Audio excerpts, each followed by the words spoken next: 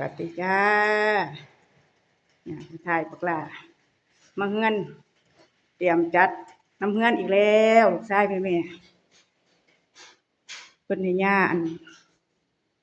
แกะซ่อดอกไม้มื้อเช้าเก็บห้องเก็บบ้านอีกแล้วย้ายอีหยังไปทางใดอีกบุ อยู่ยากอะขึ้นเสร็จขึ้นปีนบ่ได้เนาะส่วนน้องปามแล้วก็ บ่เฮ็ดไปโรงเรียนแล้วน้องปามก็ได้เตรียมจัดเดี๋ยวเพิ่นสิจัดหยังดอกเก็บอีหยังออกมาดอก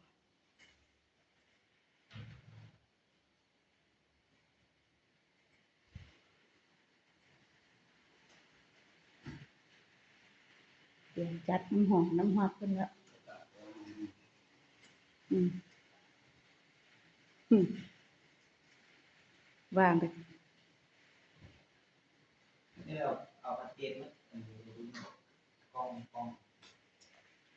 เอากระเตบแม่เอาออกไว้ใส่ก็ใส่ถุงเสือไว้อยู่ว่างั้นในกระตาบ่ในหันบ่ในกระลังบ่วางหันเอาติดอันนั้นอยู่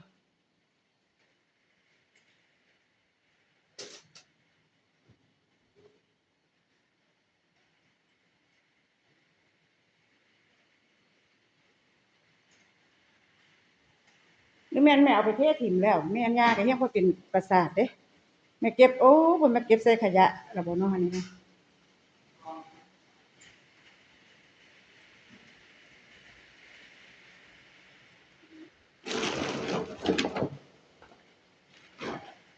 เก็บเอาล่ะ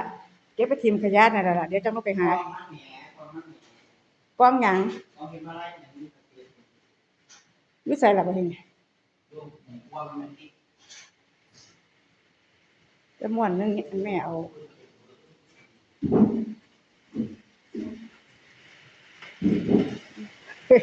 ในครัวก็หกย่าว่าสิซักผ้ายังบ่ซักอยู่มื้อนี้ฝนตก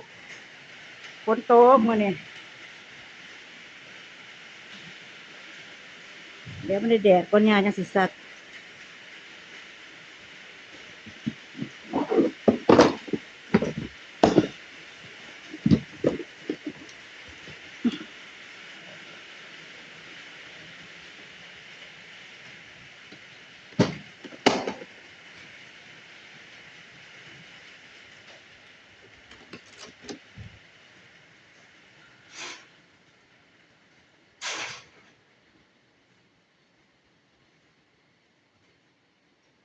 ฝนตกปล่อย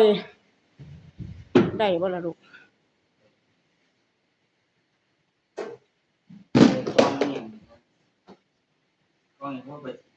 แก้วหรือหยัง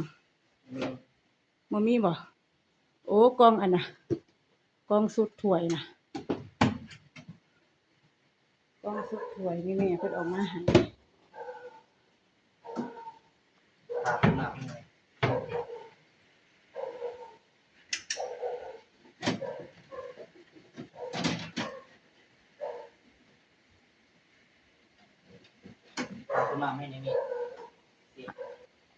เดี๋ยวแม่ตั้งอันนี้ไว้นี่ก่อนเด้อ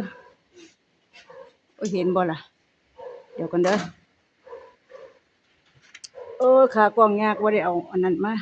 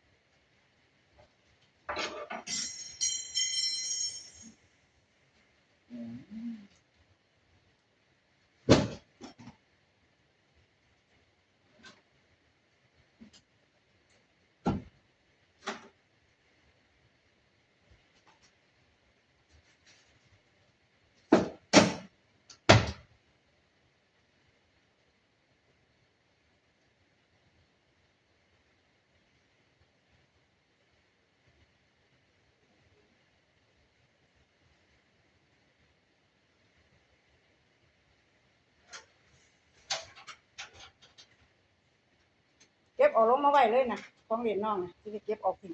หยิบไปกิน เก็บออกมาเลยแต่ว่าอันนั้นบักหลาอย่าเอาออกเด้ออันไวไฟนั่นเอาไว้หั่น ของใหม่เอาไว้ในตู้ใหม่มันตู้โซ่ได้ เอามาไว้ก็จับลงมาแล้วมันสิเสียของเขาเด้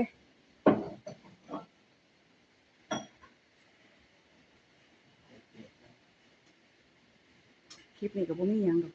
แม่ๆมาถ่ายให้แม่ๆเบิ่งลูกชายว่าชีวิตประจำวันอยู่บ้านเฮ็ดหยังถ้าเพิ่นมีเวลาก็จังซี่ล่ะเพิ่นก็สิจัดพวกน้ำเงินน้ำซ่านเช็ดความสะอาดปัญญาเสร็จบ่ถึงเนาะสวัสดีค่ะ